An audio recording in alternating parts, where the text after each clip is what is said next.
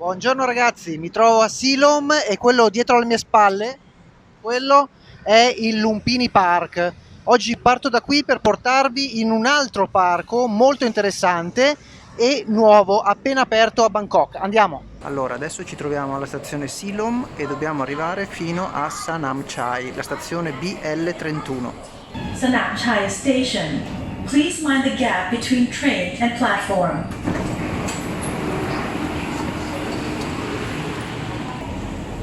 Allora, tanto per cominciare, Sanam Chai è una delle stazioni nuove della MRT ed è stata fatta molto bene. È una delle stazioni metropolitane nuove della MRT e guardate come è stata decorata, soffitti, lampadari, colonne, veramente molto bella.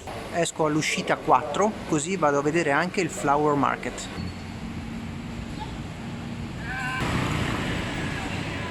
Pak Klong Talat, letteralmente la bocca del canale del mercato, perché Pak vuol dire bocca, Klong vuol dire canale e Talat vuol dire mercato. È un mercato di Bangkok che vende fiori, frutta e verdura. È il principale mercato dei fiori di Bangkok. Sebbene il mercato sia aperto 24 ore su 24, è maggiormente frequentato nelle prime ore dell'alba, quando le barche e i camion arrivano con i fiori dalle province vicine e il caldo è un po' meno aggressivo. Durante il regno di Rama I, verso la fine del XVIII secolo, il sito era un mercato galleggiante. Con il regno di Rama V, alla fine del XIX secolo, era diventato un mercato del pesce.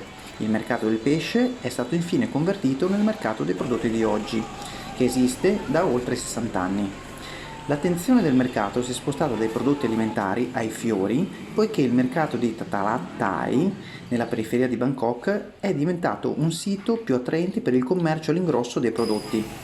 La maggior parte dei fiori venduti sul mercato vengono consegnati dalle province di Nakhon Pathom, Samut Sakhon e Samut Sangkhram, anche se i fiori, che richiedono temperature di crescita più fredde, possono provenire dalle lontane province come Chiang Mai o Chiang Rai. La selezione di prodotti del mercato è ampia e viene consegnata da tutto il paese. Il mercato accoglie sia i consumatori al dettaglio che i grossisti. Molti fioristi locali visitano il mercato nelle prime ore del mattino per rifornirsi dei fiori migliori. I poveri della metropoli acquistano sacchi di gelsomini e di fiori di calendula, che poi abilmente trasformano in puang malai, ovvero ghirlande di fiori, che vanno a vendere ai semafori o vicino ai templi. Sebbene il mercato sia nominato in molte guide turistiche, gli stranieri che lo visitano sono davvero pochi. E adesso, durante il periodo da pandemia da coronavirus, di Farang non ne ho visto neanche uno. I prezzi sono davvero bassi, si va da 150 baht per un sacchetto di fiori così a 80 baht fino a 60 baht per un sacchettino più piccolo.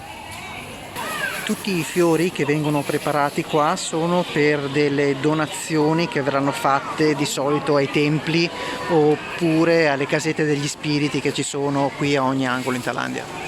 E questo è il reparto dedicato alla vendita dei fiori del Pra Klong Talat Market. Nel resto del mercato invece si vendono frutta, verdura e generi alimentari. Con i fiori bianchi, quelli più piccoli, di solito si creano queste composizioni floreali.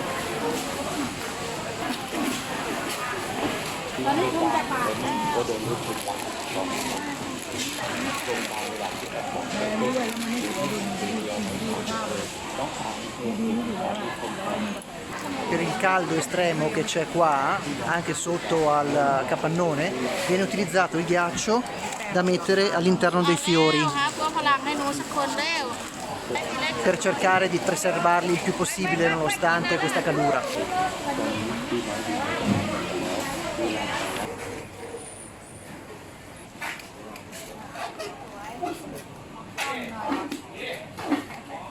Qui lavorano proprio a catena di montaggio. Sawadee-krap, there is someone that speak Nick Noi English? Mai? What is this for it? No? It's for donation for the temple? Nothing? Questo frutto verde che vedete è la noce di betel, che viene utilizzata come stimolante in diversi stati asiatici. Il consumo delle noci di betel è una pratica molto antica, assai diffusa e profondamente radicata nei consumi di molte popolazioni locali. Notizie sugli usi e sulle proprietà dei semi di betel già si rinvengono in un documento cinese del secondo secolo a.C., mentre in Europa le prime informazioni vennero introdotte da Marco Polo nel 1298. I semi di betel, anche chiamati semi di areca, oltre ad essere ricchi di grassi, contengono molti tannini, uno di colore rosso, detto cuni o rosso areca. Queste sostanze hanno la proprietà di stimolare la secrezione salivare e favorire la digestione. Hanno effetti cardiotonici e azione vermifuga e astringente. Il modo più comune di consumare le noci di betel è quello di tagliarle a fette sottili e avvolgerle nelle foglie di pepe di betel, creando quello che viene chiamato pan. All'interno di questo pan viene aggiunta della calce, altre spezie come cannella, noce moscata, cardamomo e a volte anche tabacco. Questi fagottini ripieni vengono masticati dopo i pasti per profumare l'alito e aiutare la digestione.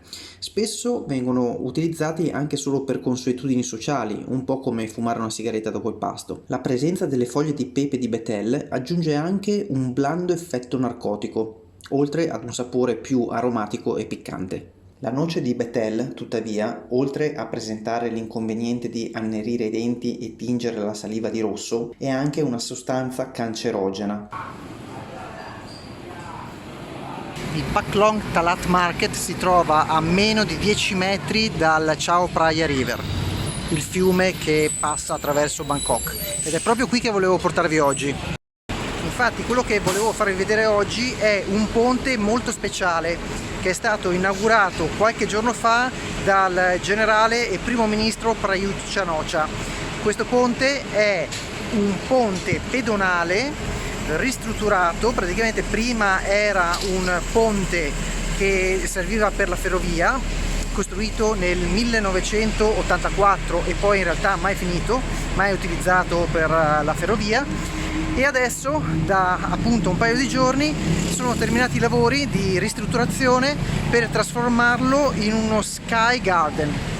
Questo è il Phra Paklao Bridge che attraversa il Chao Phraya River ed è un ponte doppio, e in mezzo a questo ponte doppio c'è il ponte che doveva essere utilizzato per la ferrovia ma poi non è mai stato finito. Risale al 1984 il progetto originale, e quindi il ponte centrale dei tre, che adesso andiamo a vedere, è stato trasformato di recente nello Chao Phraya Sky Park. Praticamente è stato fatto un parco cittadino in mezzo a questi due enormi ponti. Primo ponte, ponte centrale dove c'è il parco, e il terzo ponte.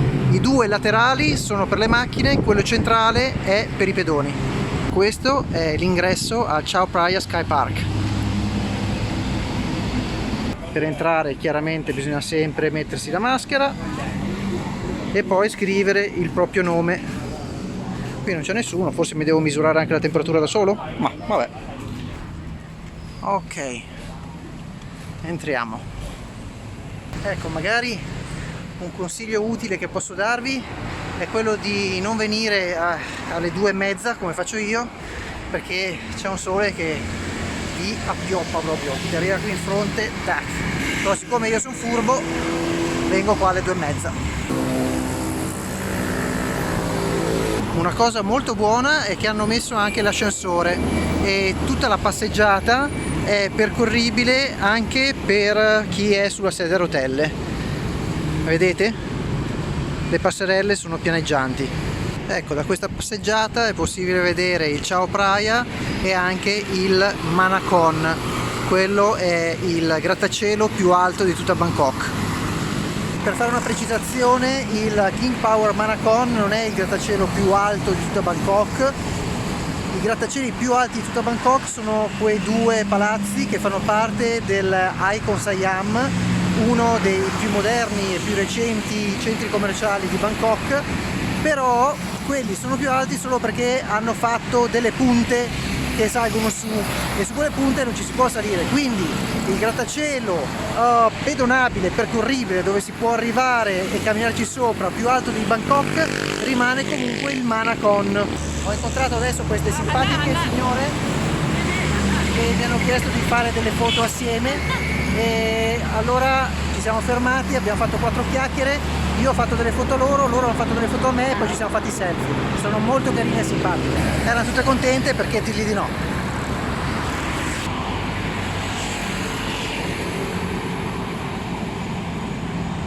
Con questo gioco architettonico di salite e discese si è creata anche una bella tettoia che sicuramente durante i mesi della stagione piovosa, durante la stagione delle piogge, potrebbe essere notevolmente utile. Il ponte è lungo 280 metri, ha una larghezza di 8,5 metri e un'altezza massima dal suolo di 9 metri. Quello invece laggiù in fondo è il Wat Arun, il Tempio dell'Alba. Certo non posso dire che sia una delle cose più belle e naturali ed ecologiche che abbia mai visto nella mia vita, però è un bel esperimento architettonico, un esperimento di restauro, di ripresa in mano di qualche cosa di abbandonato e ristrutturarlo e metterlo a disposizione della comunità. Questo è il Sweet Basil, il basilico thailandese, è buonissimo, lo si mette spesso nelle zuppette.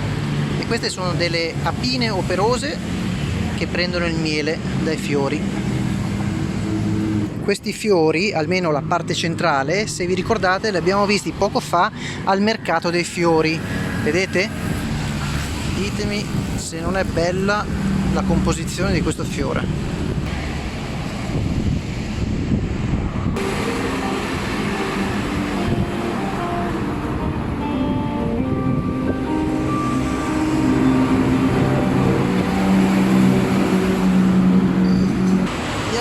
Vorrei togliergli le speranze a quel ragazzo là, però non so il senso esatto che può avere suonare qua, perché lo sentite il rumore delle macchine che c'è. Vabbè, se si diverte.